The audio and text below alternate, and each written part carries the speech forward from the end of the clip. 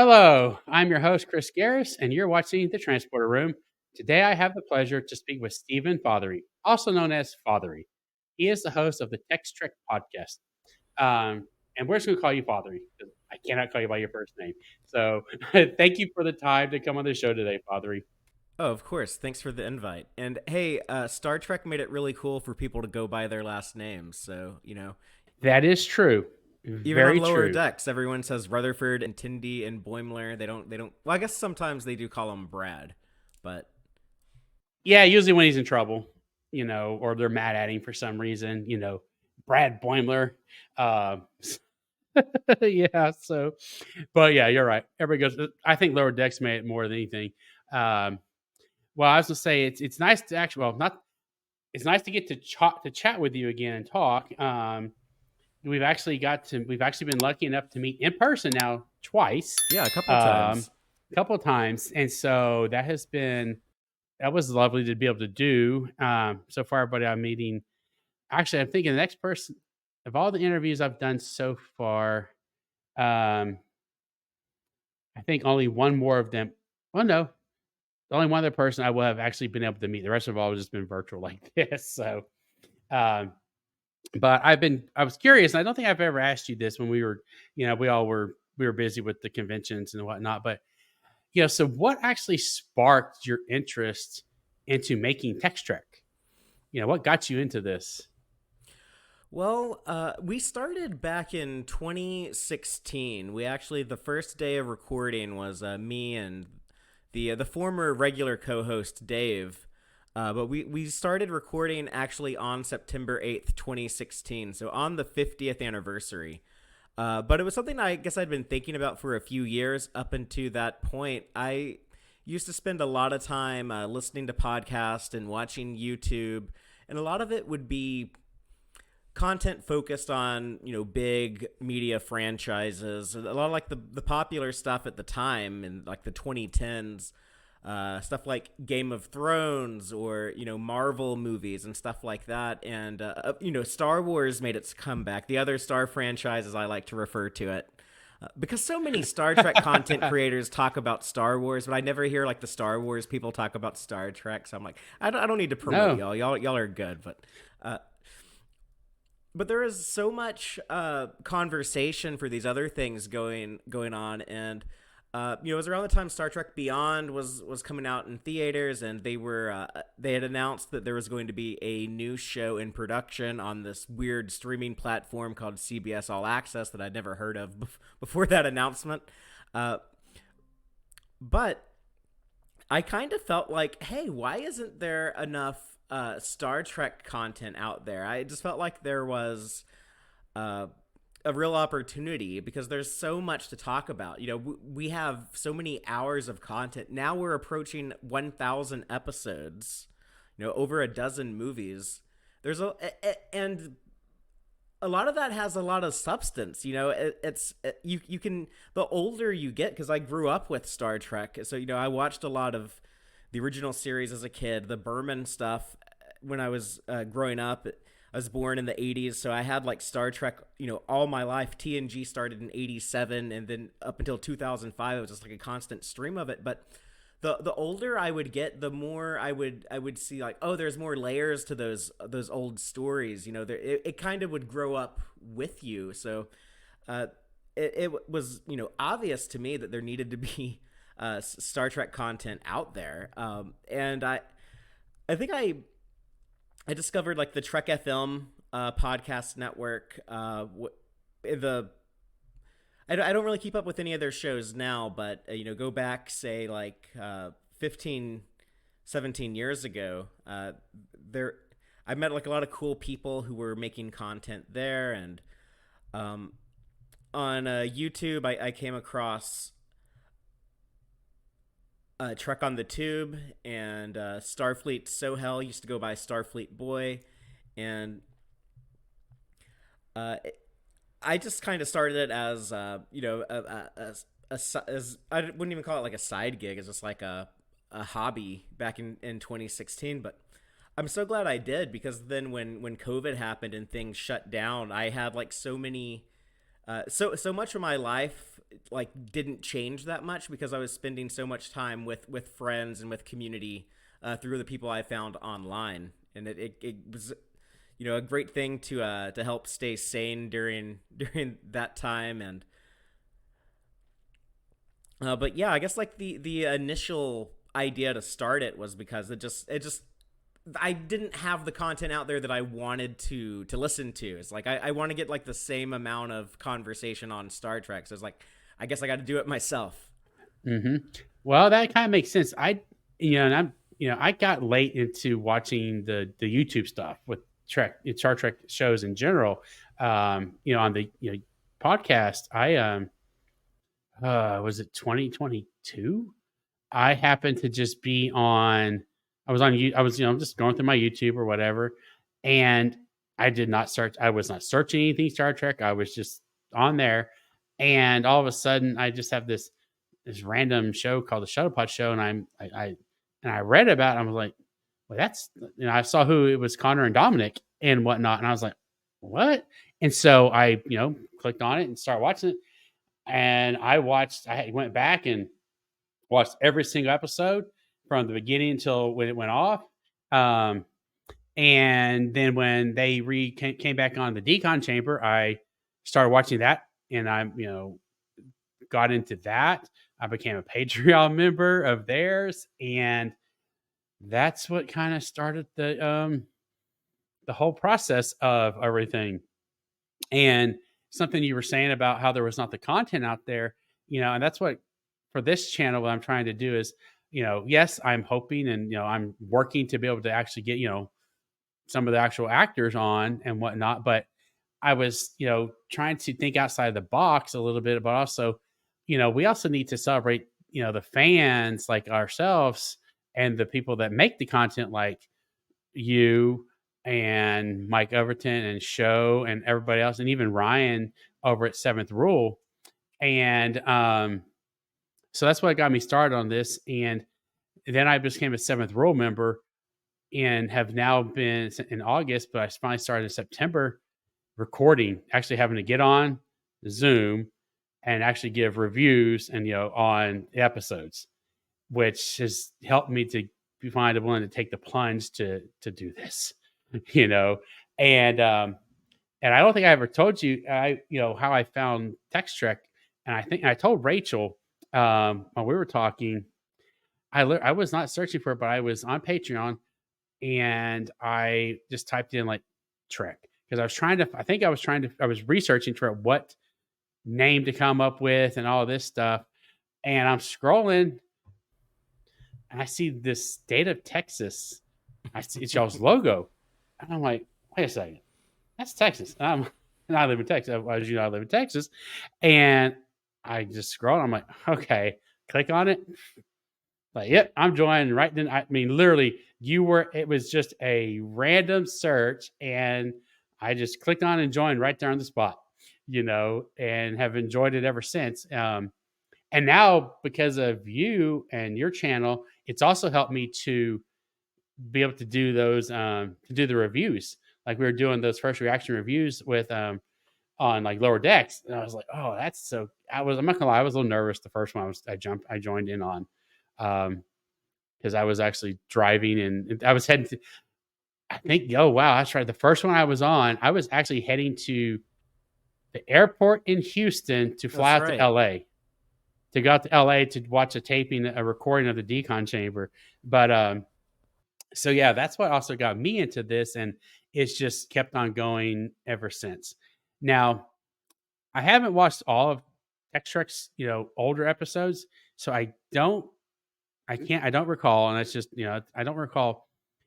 Are y'all only doing episode reviews and chats, or have y'all also had um, guests on as well, like other create or guests of the writers, producers, or whatever? Have y'all had that on there yet? I cannot Uh, remember. yeah, we've had several guests. It's hard to find time because there's been so much Star Trek content coming out the last few years. It is going to slow down a little bit this year. We're only getting like 12 Strange New hours of Worlds. Star Trek. Yeah, Strange New Yeah. Worlds and the Section 31 movie. So, like last year we had between Discovery, Lower Decks, and Prodigy. That was what 40 episodes of Star Trek. So, and then the 2 years before that was even more than that, right? So, Picard, Strange New Worlds, Discovery, Lower Decks. So, wow, I hadn't thought about it like that, but you're right. but yeah, we've talked to several professionals that work in the world of Star Trek. The biggest one is we had Ira Stephen Bear on. I believe I think that was 2 years ago. Last year we had Doug Drexler.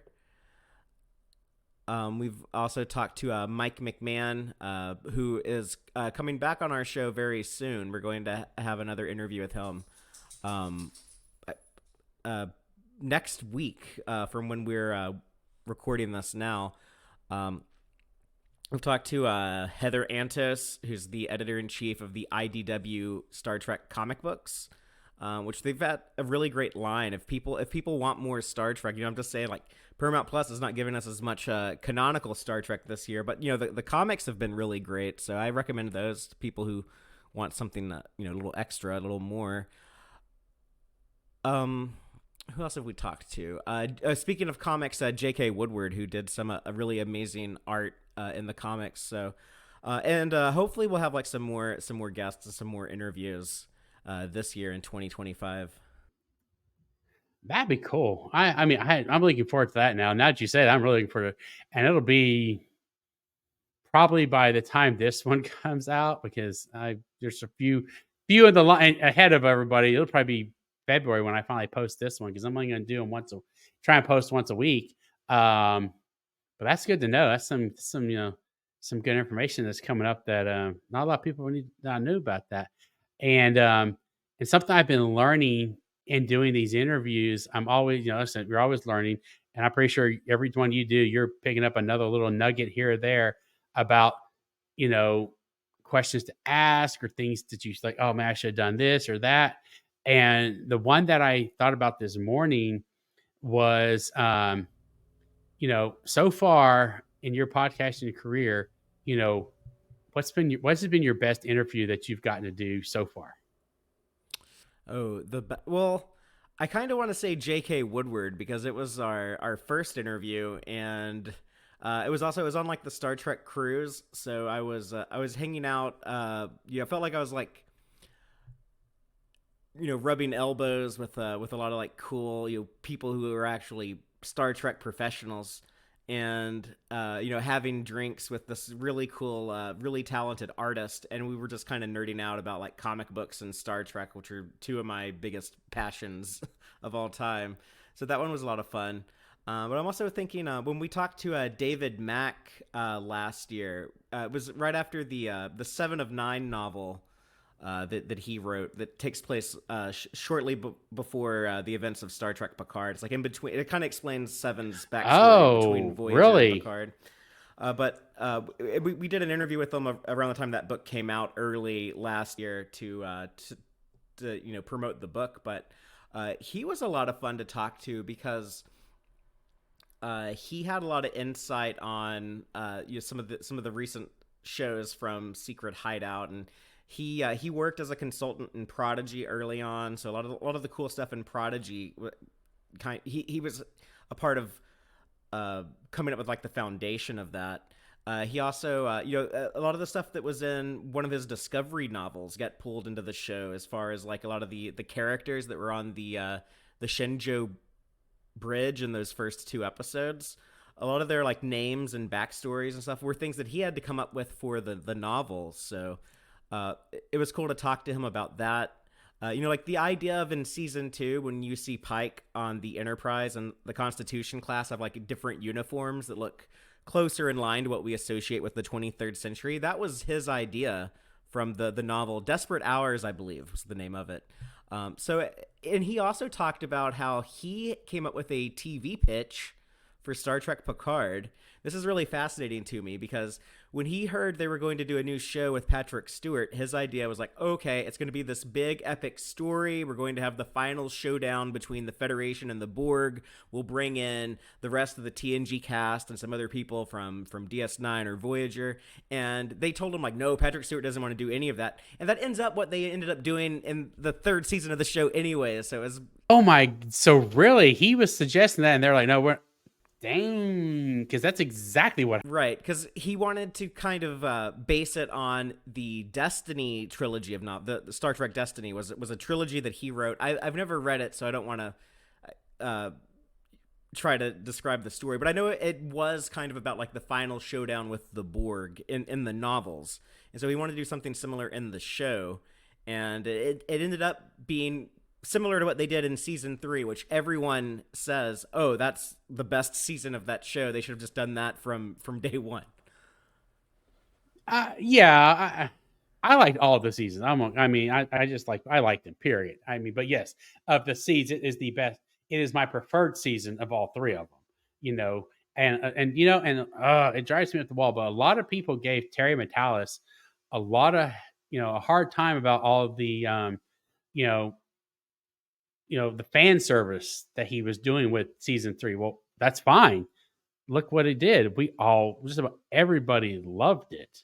I mean, I'm not gonna lie. I'll be honest. When the last, when they're panning out over the, them they're playing cards, I actually kind of probably teared up a little bit, because it was just so amazing and everything. So yeah, no, yeah, but that is really interesting. I hope I hope he got compensated for his idea about that. But that is cool. I didn't know that. See, those are the things I'm looking forward to hopefully getting to do eventually. When I get a little bit bigger and go on and do all that stuff. But wow, that's pretty dang cool. So that's those are your interviews that you definitely rank up there at the top. That's awesome. Dang. So as I know and we know, we met at the different conventions, and I don't think I realized till you just now said that. I didn't know you did the cruises. So um, Well, not this year. This is the 2025. I'm not going. But I've gone on like the last few, and I plan to book 2026 as soon as it's available. So hopefully I'll be there next year. yeah. So I guess my question now would be is, you know, how many conventions and or cruises have you now been on? Um, I think I've done 4. I think I've done the cruise 4 times.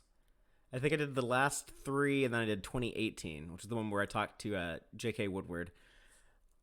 Uh, with Vegas, I go every year the last several years. That we didn't have one in 2020, but beyond that, I've been to all of them since I think 20. The last one I didn't go to was when Patrick Stewart was on stage announcing a new show. Like, oh, when he was on stage and he says Jean-Luc Picard is back, and like everyone like goes crazy screaming.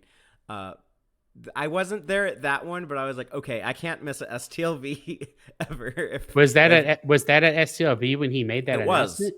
It was. That was back when it was an official convention, when Creation had like the license from Paramount to do it as an official Star Trek con. So Yeah, I haven't learned what happened with that, but that's why they had to take the word star and they just call it Trek now. Trek to Dallas, Trek to Trek to Vegas. Um, that's cool. So are you going to San Francisco here in a I couple am going to weeks? be at the Creation Con in San Francisco later this month, and then probably nothing else unless there's something closer by, but nothing else that's on the calendar until Vegas in August. Yeah, I will not I want to go to Vegas. I'm not gonna be. I just don't think I'm gonna be able to go. I just don't think I can make it happen with work. A lot of people that work in your specific industry like have that just because August. August, start of the beginning of the I'm like, oh my god. But I should be able to go in 2026. I am if I everything goes the way I'm planning, this time next year, I will be I will be retiring at the end of January of 26, hopefully. So, if that happens, then yes, I will be in 20. I will be at STLV in 26, which is actually works out because that'll be the 60th anniversary. So Oh yeah, that's gonna be crazy. That's gonna be a big convention. exactly, and I was talking to Captain Goodwill just before we got started, and I pretty much feel like we all need to. Anybody that wants to go, like the day you can buy tickets for your hotel at the Rio, if they continue to do it there, buy them because I can't even imagine. I mean, I know STLV is already the mecca and it's already huge. What in the world is the 60th anniversary one going to be? I can't even fathom. Maybe that'll be the one. Maybe the one they can somehow get all the cast that is the remaining and living cast to actually show up for. I mean, oh my god, if you could get Avery Brooks to come out, that would be so awesome. I don't know how likely Unlikely, that would but be, but I know. But we did get Jolene. I was about to say I never thought Jolene Blaylock would be in Star Oh Trek no, again. no, nobody did. Like I made a comment on our one of our seventh row recordings, and we were just we were no, no, we were recording when we did. When I said, what in the world did they offer her to get her to come back? And one of the members said, well, no makeup, and you just get to come in and talk. Yeah, I'm sure that made I it a lot easier. Oh, that probably made it a whole lot easier. And so yeah, I like I said, I won't be doing STLV unless something changes. But like you said, yeah, where I'm at, it's hard. We just can't get away. Um, And so, since you've done both, I have been told by other people that have done land conventions and the cruises. And I understand, and now that I'm thinking about this, but um, I've been told that the cruises are worth every penny to go on, and a lot of it's because of how intimate it is. Because you're stuck on a ship, and Right. so Yeah, and I think like because people have like the entire week to, try to talk to Armin Shimmerman or Todd Stashwick, there's not as much pressure to oh my god, I got to talk to him now or I'm going to miss my shot. It's a lot more casual and chill and laid back. mhm. And that's what I've heard, and it's because you're there for a week and you're confined to that ship. Um, and I guess, sitting here thinking about it, the only other way, um, are the smaller conventions like we just had, like Trek to Dallas, because it is not as big as STLV. It's still, and it's in a hotel. Most everybody stays at the same place, and I'll be honest. For me, I know. Did y'all drove up and back, right? And Mhm. that y'all didn't stay, so I couldn't remember. That's what I thought. So, but it's just so amazing. Like you're literally sitting there at the hotel at one of the restaurants, and you're just chilling over there. There's Doug. There's Tawny Newsom over there. Um, I was like, okay. And so I didn't, I didn't want to bug them, but still, you could have just gone and said, hey, and they're just sitting there having a drink or eating their meal or whatever, and it's just crazy. And what I've learned, you have to realize, and I had, kind of teach myself as well, is like they're just they're just people doing a job, really, and they're just normal people within reason. So, but it was just so cool to be able to sit there and like be near them and not try to geek out too much. Mhm. Hmm. And we are a kind of a unique fandom. I think a lot of the Star Trek actors, they do just kind of look at it as just a job, but then a lot of times they'll have like this realization of like, oh, there's something kind of special about this fandom. And I'm not saying like we're perfect. I'm saying like there's a lot of there's a lot of negative stuff I guess out there. Just anytime you have anything this big, you're gonna get some of that. But I'll say that I think we have the best fandom. Sorry, my dog is excited when I'm talking about Star Trek fans. shaking Oh, his I get collar it. over here. But Mine's over here laying down, I'm making sure he's staying quiet too. but yeah, we're the best fandom, and I love when I see like the Star Trek actors, like when they go to a con or something, and they talk about how like, oh, I've never felt like this much love or this much passion about any of my work before, and there's that kind of like welcome to the family moment that a lot of them go through.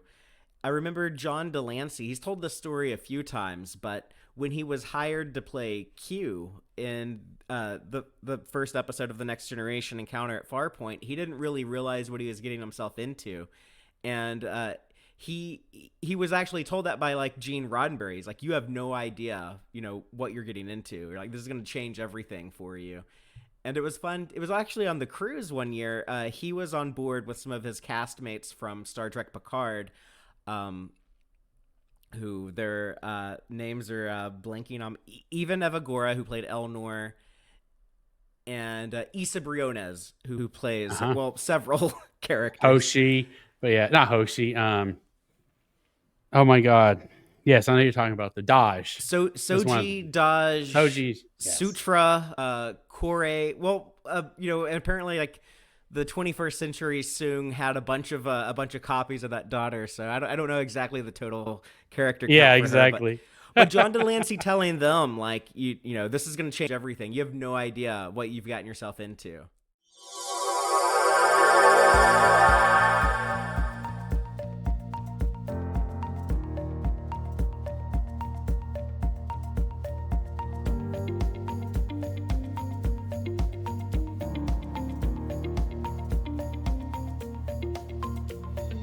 Watch Part 2 on Sundays at 12:30 p.m. Central on YouTube and X. For as little as $5 per month, you can gain early access to the full ad-free versions of all interviews, plus additional exclusive content by joining Patreon.